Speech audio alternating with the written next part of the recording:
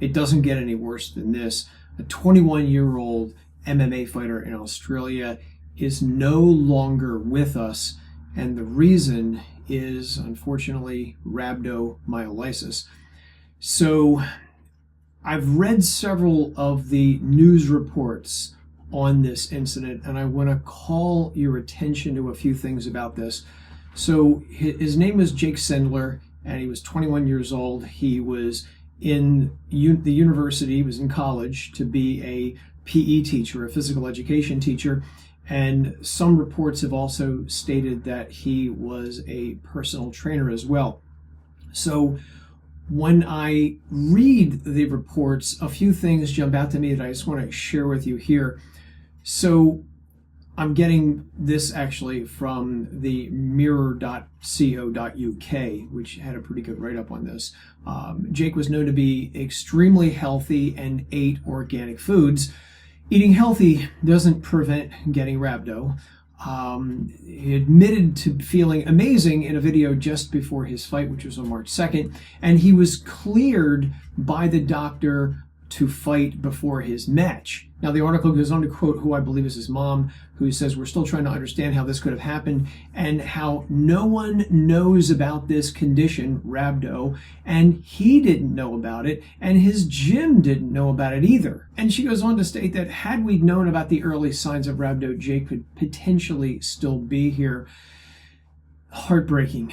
There are no words for what his family is going through right now. So this gets to the heart of what I've been talking about for well over a decade, and that is most people are not aware of what rhabdo is.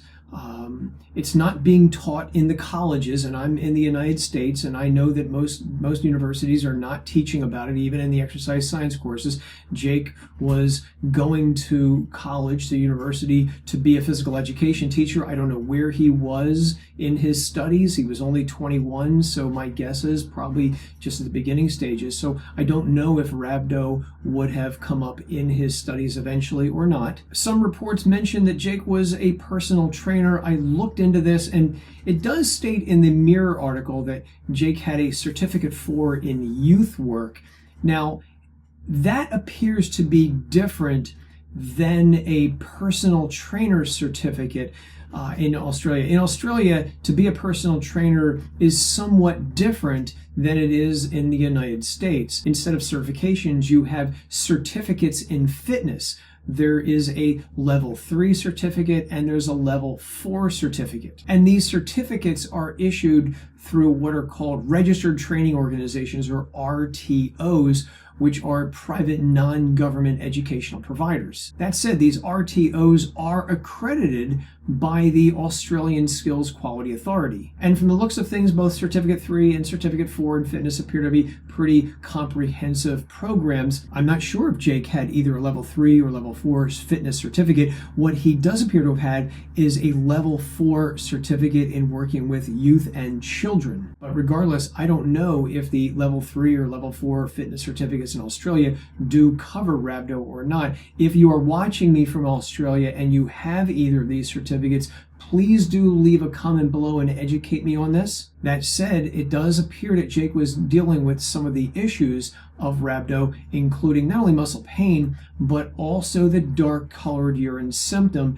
which apparently he had attributed to just being dehydrated. And from what I had seen in articles, originally both the medics and the doctors thought that he was dehydrated as well after he had his fight. But eventually the doctors did diagnose him with rhabdo, and they actually performed surgery on him to try to alleviate it. However, the muscle damage, the destruction of muscle, was actually too great, and unfortunately he succumbed to his injuries. This is by far one of the saddest cases of rhabdo that I've encountered, and it really does highlight what I've been saying for years, and that is education is the very best defense against rhabdomyolysis. Jake was dealing with some telltale signs of rhabdo, but did not recognize them, and apparently neither did others that were in his immediate circle either. And that's unfortunate because, as we all know, MMA is one of the most intense physical sports on earth,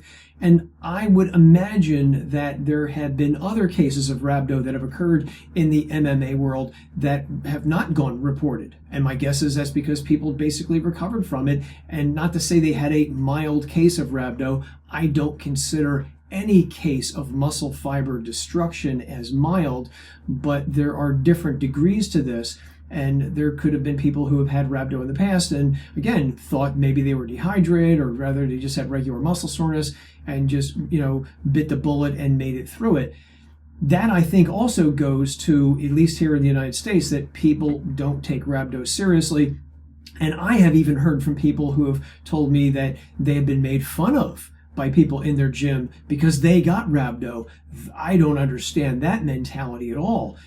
Rhabdo is as serious as it can get. So my hope is that something positive can come from this. I know that Jake's family has set up a GoFundMe to help spread awareness about rhabdo. I have linked to that GoFundMe below, and if you can contribute anything, even $1, I know it will mean the world to his family.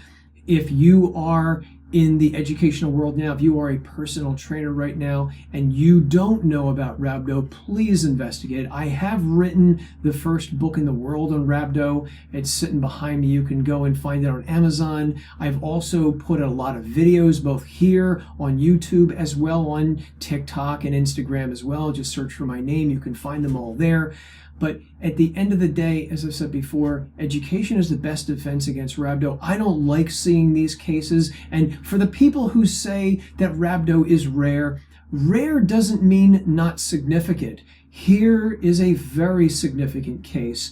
His family is devastated forever because of rhabdo. I don't want to see this ever happen again. Please learn about rhabdo, learn about what causes rhabdo, and learn about the signs and symptoms to help you recognize it, because, again, only through education are we going to reduce the incidence of rhabdo occurring in people.